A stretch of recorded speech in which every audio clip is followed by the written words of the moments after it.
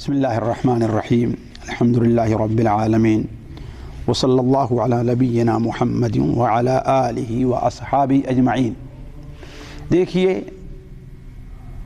اسلام میں کربلا کی تاریخی لحاظ سے ایک حیثیت ہے، لیکن شرعی لحاظ سے اس کی کوئی حیثیت نہیں ہے۔ یعنی تاریخی لحاظ سے تو یہ حیثیت ہے کہ نواسۂ رسول حضرت حسین رضی اللہ تعالی عنہ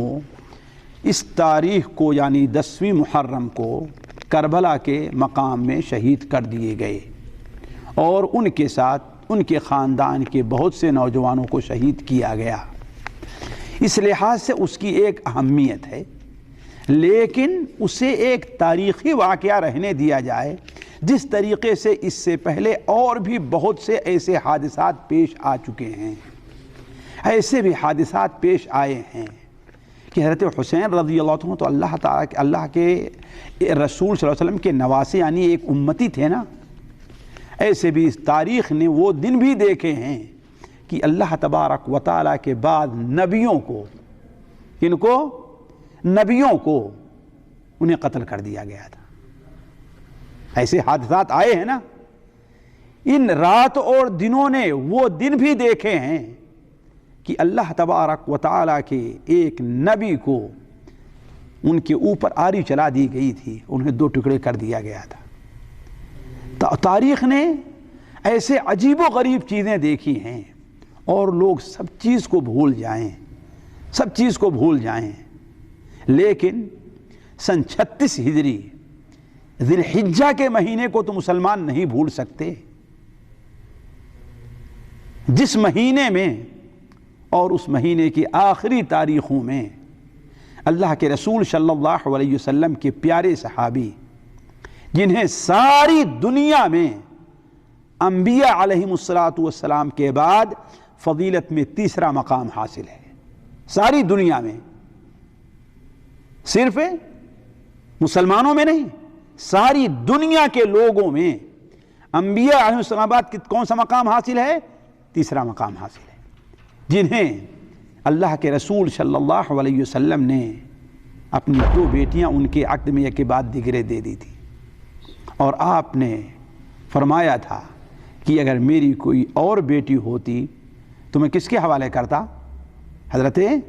عثمان کو دے دیتا۔ یہ مقام ان کا حاصل تھا، یہ مقام حاصل تھا۔ میں ان کے فضائل نہیں بیان کرتا اس وقت، لیکن ایک بات کہہ رہے ہیں، اہل سنت و جماعت کا اس پر اتفاق ہے کہ وہ حضرت حسین رضی اللہ تعالی عنہ سے درجہ، ایک ہی درجہ نہیں، درجہ افضل اور بہتر ہیں، درجہ افضل اور بہتر ہے۔ اور ان کو جس مظلومیت کی حالت میں شہید کیا گیا ہے، حضرت حسین کو نہیں شہید کیا گیا۔ حضرت حسین نے تو تلوار اٹھائی ہے نا، حضرت حسین نے تو جہاد بھی کیا ہے نا، قتال بھی کیا ہے نا، لیکن اس اللہ کے بندے نے کہا میں اپنے لیے امت مسلمہ کے ایک فرد کا بھی خون نہیں بہاؤں گا۔ لوگوں کو اللہ کا واسطہ دیا کہ میرے گھر کا پہرا چھوڑ کر کے ہٹ جاؤ، یہ لوگ میرا خون کرنا چاہتے ہیں، میرا خون کر لیں۔ اور قرآن پڑھتے ہوئے گھر میں بیٹھے ہوئے ہیں، ذی الحجہ قربانی کا مہینہ ہے، ان کی بیوی کے سامنے، بچوں کے سامنے ظالم اکٹھا ہو کر کے ان کی گردن کو اتار دیتے ہیں، لیکن مسلمانوں نے ان کے اس شہادت کے دن کو غم کا دن یا ماتم کا دن نہیں قرار دیا ہے۔ تو یہ کربلا اور اس دن میں پیش آنے والے حادثات کو یہ اہمیت دینا، یہ اصل رافضی بے دین، اس لیے کہ میں جہاں تک سمجھتا ہوں کہ رافضی یہ اسلامی فرقہ نہیں ہے، یہ اسلام کے مخالف ایک فرقہ ہے، اور اس کی ابتدا بھی انہی لوگوں نے کی ہے جو بے دین تھے، شیعہ تھے۔ ان لوگوں نے اس دن کو ماتم کا دن اور یہ دن قرار دیا ہے، لہذا اس دن ماتم کرنا، اس دن کو غم کا دن منانا، اس کا نتیجہ یہ نکلا ہے کہ آج پورا محرم جو ہے، یہ مہینہ جسے اللہ تعالیٰ نے مبارک مہینہ قرار دیا ہے، جسے اللہ تعالیٰ نے حرمت والا مہینہ قرار دیا ہے، نبی کریم صلی اللہ علیہ وسلم حدیث صحیح بخاری شریف میں ہے وہ بقرہ کی ہے کہ حرمت والے مہینے ذی قعدہ، ذی الحجہ، محرم اور رجب، یہ حرمت والا احترام والا مہینہ ہے، اسے نعوذ باللہ من ذالک اسی بدعات کی وجہ سے مسلمانوں نے آج منحوس مہینہ قرار دیا ہے، اور اس مہینے میں شادی وغیرہ نہیں کرتے، کہتے ہیں شادی کیا ہوگی، کامیاب نہیں ہوگی۔ تو کربلا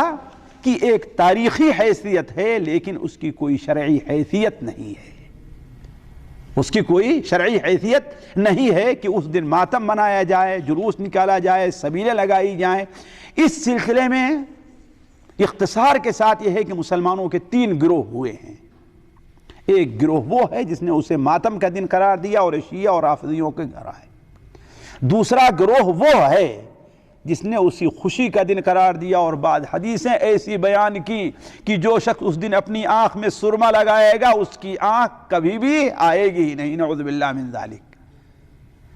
اور جو اس دن جو آدمی خوشی منائے گا اور اپنے اہل و عیال پر کھانے وغیرہ میں کیا کرے گا، کشادگی کرے گا، سال بھر اس کے گھر کہیں محتاجی نہیں آئے گی۔ یہ ساری بدعتیں شیعوں اور رافضیوں کے خلاف ناصبیوں نے ایجاد کی ہے، جو اہل بیت سے دشمنی اور بغض رکھا کرتے تھے، لیکن اہل سنت و جماعت نے ہمیشہ کیا ہے، اعتدال کی راہ۔ حضرت حسین کی شہادت پر جس آدمی کو غم نہ ہو ہم اسے مسلمان نہیں سمجھتے ہیں، جس آدمی کو خوشی ہو اسے ہم مسلمان نہیں سمجھتے ہیں۔ جو حضرت حسین کی شہادت پر راضی ہو،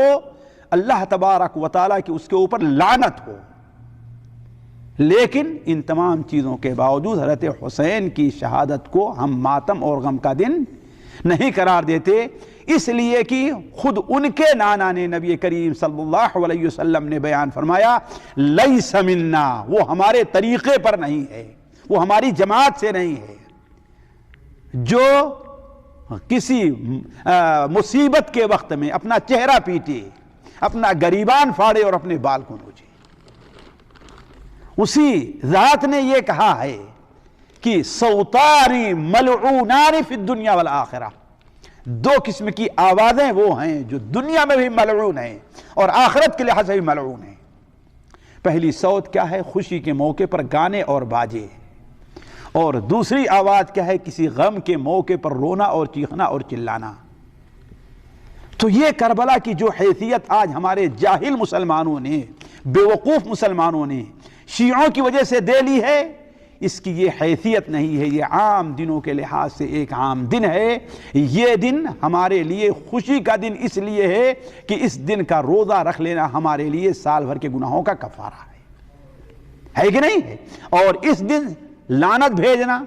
بعد اس وقت کے لوگوں کو آہستہ صحابہ تک پہنچ جانا، یہ رافضیوں، بویہیوں اور اسماعیلیوں کا طریقہ ہے، اہل سنت و جماعت کا طریقہ نہیں رہا ہے۔ واللہ اعلم وصلی اللہ علی نبینا محمد۔